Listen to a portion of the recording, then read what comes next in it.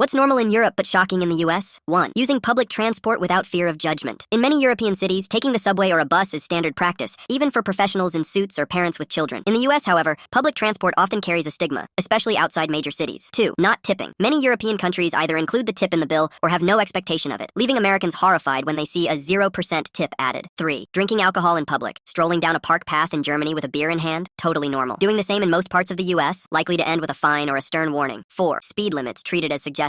In places like the Autobahn in Germany, there's no speed limit on certain stretches. An American visiting might find it thrilling or horrifying to see cars flying past at 200 kilometers per hour. 5th, bathroom stalls with gaps in the doors. Americans accustomed to privacy are often startled by the almost fully enclosed stalls in Europe. Meanwhile, Europeans visiting the US might wonder if the stall design was meant to offer glimpses of their neighbors. 6. Cultural comfort with nudity. From TV shows to beaches, nudity in Europe is seen as natural and non-sexual. In the US, even a fleeting wardrobe malfunction can become a national scandal. 7. Using coins for actual purchases. Europeans often carry and use coins worth significant amounts, 1 or 2 euros. In the US, anything above a quarter is virtually useless. 8. Manual cars everywhere. Learning to drive stick shift is a rite of passage for Europeans, but in the US, automatics dominate. Visiting Americans might find renting a car abroad to be an unintended driving lesson. 9. Attitudes toward alcohol and teenagers. In many parts of Europe, underage drinking is treated with more leniency. A teen sipping wine with family at dinner is normal, while in the US, it's often seen as a cause for intervention. 10. Finally, the general size of everything. Cars, parking spaces, portions. Americans visiting Europe are often shocked to find parking spaces barely larger than their rental car, or a large drink the size of what they'd call a medium. Europeans visiting the US, meanwhile, are likely to be overwhelmed by Costco parking lots and oversized sodas.